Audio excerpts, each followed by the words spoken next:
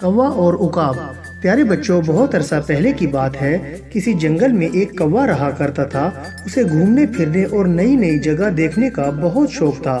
ایک دن کوا درخت کی شاخ پر بیٹھ کر سوچنے لگا کہ آج جنگل کے کس حصے کی سیر کی جائے۔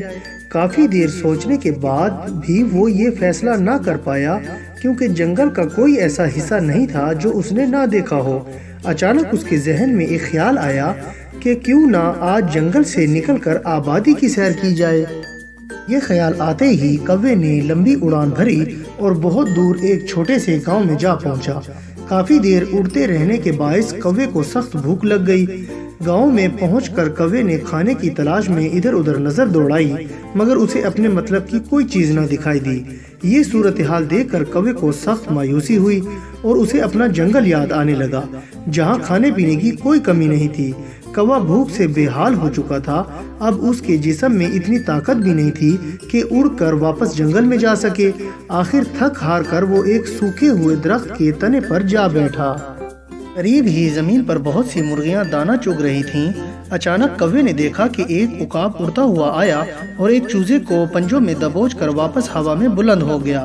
باقی مرغیوں نے عقاب کو دیکھ کر شور مچا دیا۔ مرغیوں کا مالک ان کا شور سن کر وہاں پہنچا تو عقاب چوزے کو اپنے پنجوں میں دبوچ کر بہت ہی دور جا چکا تھا۔ یہ دیکھ کر مرغیوں کا مالک بہت افسردہ ہوا۔ اس نے عقاب کو سبق سکھانے کا فیصلہ کیا اور ایک جگہ چھپ کر اس کا انتظار کرنے لگا۔ مالک نے سوچا کہ جیسے ہی عقاب دوبارہ کسی چوزے کا شکار کرنے آئے گا تو میں اسے مار دوں گا۔ ادھر کوے نے عقاب کو چوزوں کا شکار کرتے دیکھا تو دل ہی دل میں خوش ہو کر سوچنے لگا کہ آج تو میں بھی کسی خوب موٹی مرغی کا شکار کروں گا۔ یہ فیصلہ کرتے ہی کوا اپنی جگہ سے اڑتا ہوا آگے بڑھا اور مرغیوں کے پاس جا پہنچا۔ اس نے عقاب کی طرح جھپٹ کر ایک موٹی مرغی کو اٹھانا چاہا، لیکن مرغی کا وزن کوے سے بھی زیادہ تھا، اس لیے کوا اسے اٹھانے کی کوشش میں خود بھی نیچے گر پڑا۔ مرغیوں کے مالک نے جب کوے کو مرغی پکڑتے دیکھا تو اس نے جلدی سے غلیل میں ایک نوکیلا پتھر رکھ کر کوے کی طرف اچھال دیا۔ پتھر کوے کے سر پر لگا اور وہ چوٹ کھانے کے بعد زمین پر گرتے ہی جان سے ہاتھ دھو بیٹھا۔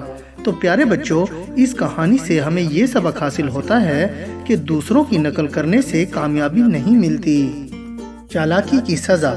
پیارے بچوں، ایک دفعہ کا ذکر ہے، ایک گاؤں میں فضلو رہتا تھا۔ وہ بہت ہی محنتی آدمی تھا۔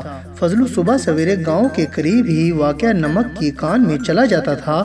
وہاں پہنچ کر فضلو دوپہر تک کان سے نمک نکالتا اور پھر اسے اپنے پالتو گدھے پر لاد کر قریبی شہر میں جا کر فروخت کر دیتا تھا۔ یہی اس کی آمدنی کا ذریعہ تھا، جس سے اس کی گزر بسر ہوتی تھی۔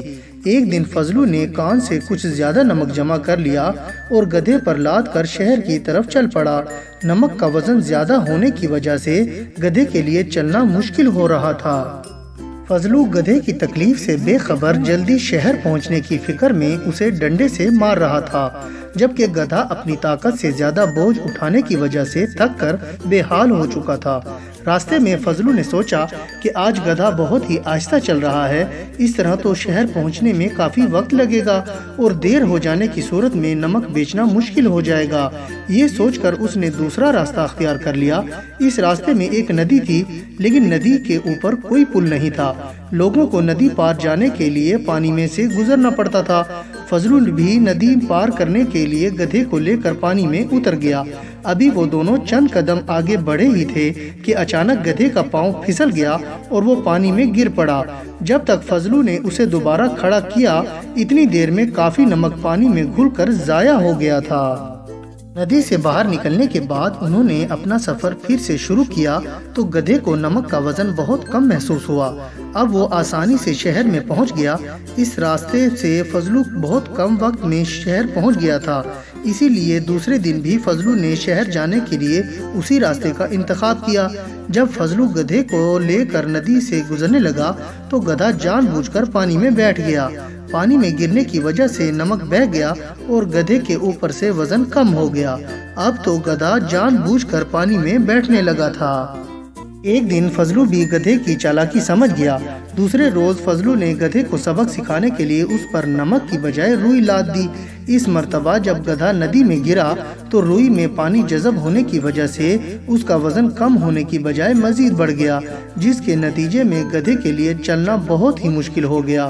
مگر جیسے ہی اس کی رفتار کم ہوئی تو فضلو نے خوب پٹائی کر کے اسے تیز چلنے پر مجبور کر دیا۔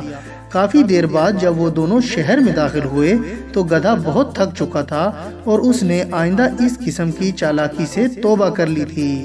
تو پیارے بچوں، اس کہانی سے ہمیں یہ سبق حاصل ہوتا ہے کہ ہمیشہ ایک ہی ترکیب کام نہیں آتی۔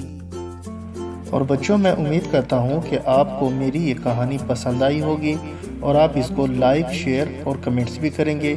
اور سب سے ضروری بات یہ ہے کہ آپ میرے اس چینل کو سبسکرائب کرنا نہ بھولیے گا، اس سے آپ کو میری نئی کہانیوں کا بھی پتہ چلتا رہے گا۔ اور اب میں اجازت چاہتا ہوں، اپنا بہت خیال رکھیے گا۔ اللہ حافظ۔